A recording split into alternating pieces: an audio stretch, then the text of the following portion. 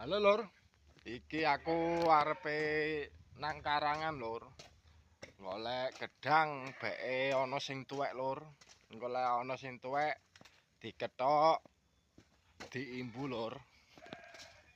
Beke lek ana sing tuwek Lur, nyoba tak keliling-keliling Lur. Keliling-keliling ladang.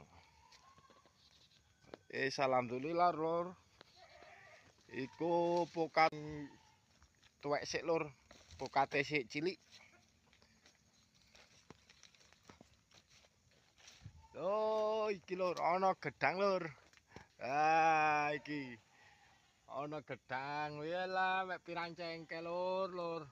Mek 1, 2, 3, 4, 5.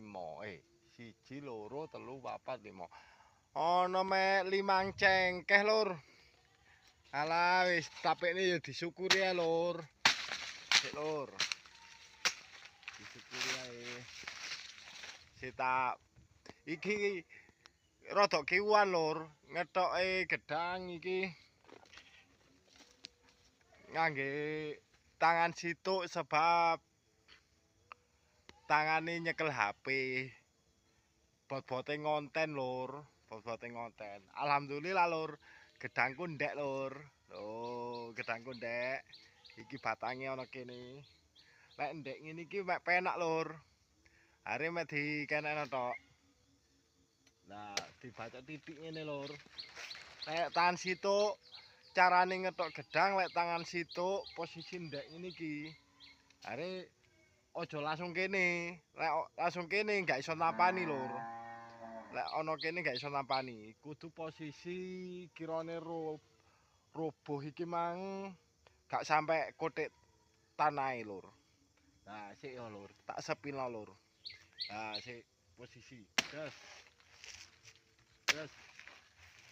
Nah, lek wis ngene iki kari batek Lur.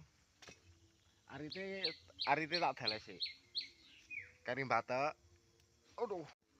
Kari batek didukno sampai lek wis kotik tanahe kari bacok Lur. Gas. Lah.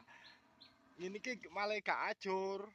Sebab ndek lek tangan situk motonge ngene Lur. Kudu dirobono alon-alon sampai kotik tanah baru dibacok. Lek wis mari dijoko gedange Lur, ya kudu diilangi pisan Lur. Diilangi pisan. Nah,